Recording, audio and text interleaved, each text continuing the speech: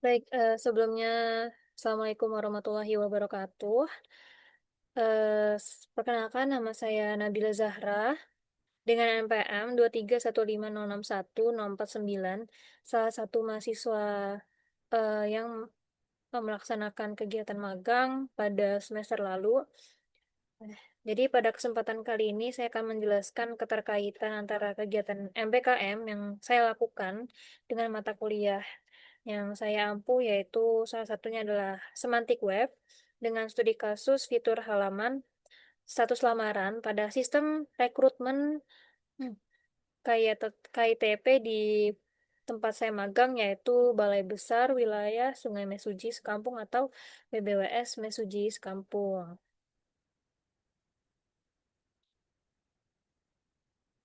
Oke, di sini terdapat ringkasan fitur dari halaman status lamaran sistem rekrutmen. Jadi, halaman status lamaran ini adalah fitur yang digunakan oleh pelamar untuk memantau perkembangan dari proses seleksi mereka secara real time dan juga transparan. Halaman ini dibangun menggunakan React dan juga menggunakan React dengan TypeScript dan juga memiliki 4 bagian utama. Yang pertama itu ada timeline, tahapan seleksi, yang menampilkan progres pelamar secara dinamis. Lalu yang kedua adalah progress bar yang berubah sesuai tahapan yang telah dilalui. Lalu yang ketiga, ada detail per tahapan yang menampilkan rincian berupa nilai, status, jumlah pengaju, dokumen PDF, hasil seleksi, catatan atau instruksi resmi dari tim penilai, serta batas waktu penilaian. Dan yang terakhir, ini ada fitur filter lamaran berdasarkan kategori pekerjaan, bulan, dan juga tahun pengajuan dengan transisi antarmuka yang halus. Jadi filter ini nanti dia bisa memfilter halaman status lamaran itu berdasarkan kategori apa yang ingin dilihat atau dipilih, seperti kategori jenis pekerjaan, tanggal atau bulan dan tahun pengajuan, dengan transisi antarmuka yang halus. Oke, lalu selanjutnya di sini ada apa itu semantik web, penjelasan singkat mengenai mata kuliah semantik web sendiri, yang dimana semantik web ini adalah pendekatan yang memberikan struktur dan makna yang jelas pada data dan informasi sehingga dapat dipahami secara konsisten baik oleh sistem maupun oleh pengguna atau user. Bukan sekadar ditampilkan sebagai teks atau angka tanpa konteks.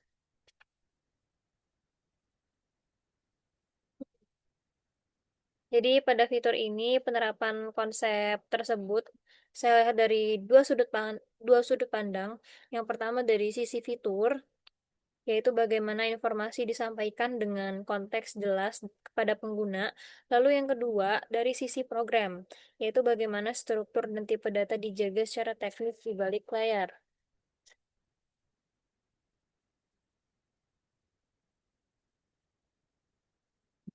Oke, di sini masuk ke penerapan dari sisi fitur terlebih dahulu, yaitu bagaimana makna informasi disampaikan langsung kepada pelamar. Jadi, dari sisi fitur, ini ada 3 penerapan utama, yaitu yang pertama adalah status lamaran tidak ditampilkan sebagai label mentah, melainkan diberi konteks melalui warna, icon, dan juga posisi pada timelinenya. Seperti yang dapat dilihat pada gambar di samping.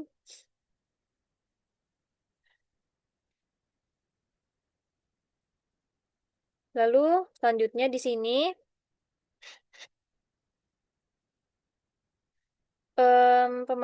memahami tahapan seleksi mereka. Lalu selanjutnya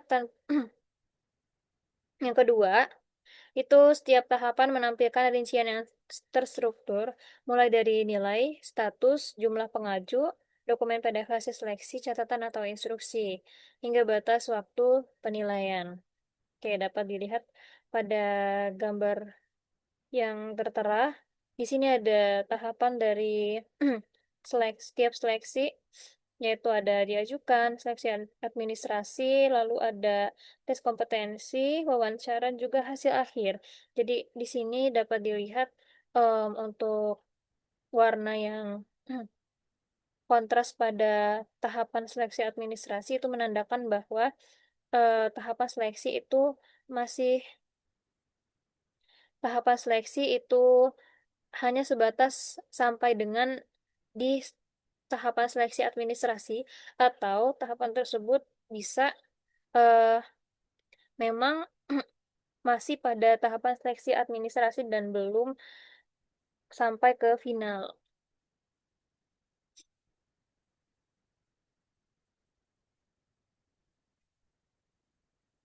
Lalu selanjutnya, yang ketiga, di sini setiap tahapan pada timeline dapat diklik. Jadi setiap tahapan ini dapat diklik nantinya dan akan menampilkan eh, informasi yang tertera di bawah, yaitu berupa nilai, dari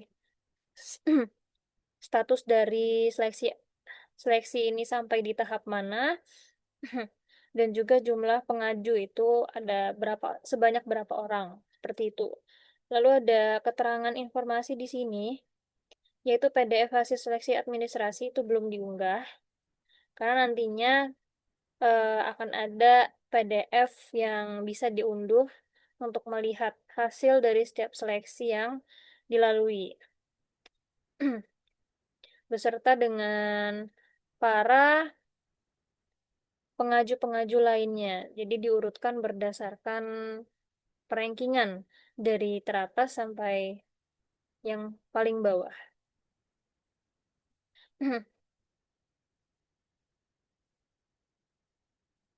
Dan untuk filter yang sebelumnya sudah dijelaskan itu ada di sini. Ini adalah filter. Jadi di sini nanti dia bisa memilih kategori apa seperti sebelumnya yang sudah dijelaskan untuk kategori pengajuan eh, pengajuan pekerjaan yang ingin dilamar, itu tipe kategori pekerjaannya seperti apa, lalu ada berdasarkan bulan dan juga berdasarkan tahun. Oke, mungkin langsung ke slide berikutnya, yaitu di sini ada penerapan dari sisi program, yaitu bagaimana struktur dan makna data itu dijaga secara teknis di balik layar, atau bisa disebut dengan back-end. Ini dari sisi back-end atau dari sisi kode. Jadi, penerapan dari sisi program ini didukung dengan penggunaan TypeScript interface untuk mendefinisikan struktur dan tipe data secara eksplisit, seperti status seleksi nilai dan catatan penilai. Dengan definisi tipe data yang jelas ini, setiap data yang mengalir pada aplikasi ini memiliki struktur dan makna yang konsisten, sehingga tidak terjadi ambiguitas antar data. Sehingga itu, struktur komponen React pada halaman ini disusun secara semantis, setiap bagian antarmuka, seperti daftar lamaran, timeline tahapan, dan juga detail seleksi, dipisahkan menjadi komponen dengan peran yang jelas, sehingga struktur informasi lebih terorganisasi dan mudah ditelusuri maknanya.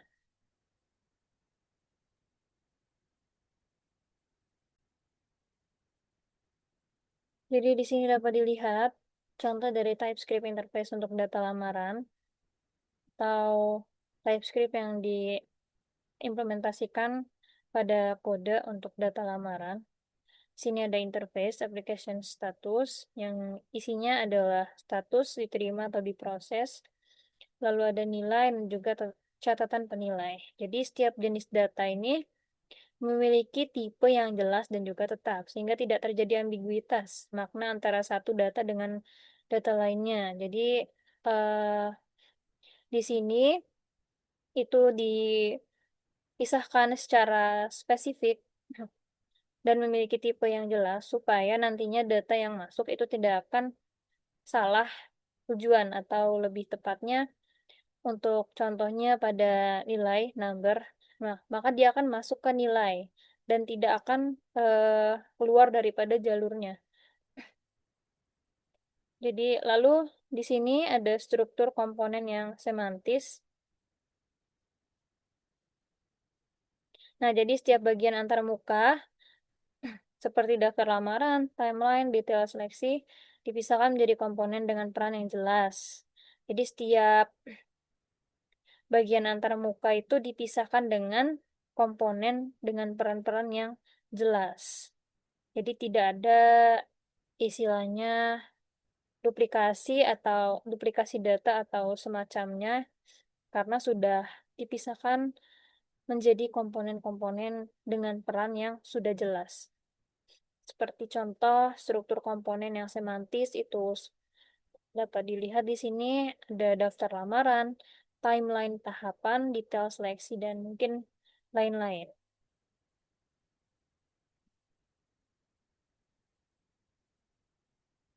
Oke, di sini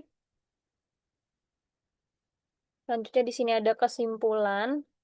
Jadi kesimpulan yang dapat diambil dari presentasi kali ini atau keterkaitan mata kuliah dengan proyek yang dikerjakan selama MBKM berlangsung. Terdapat 3 poin kesimpulan.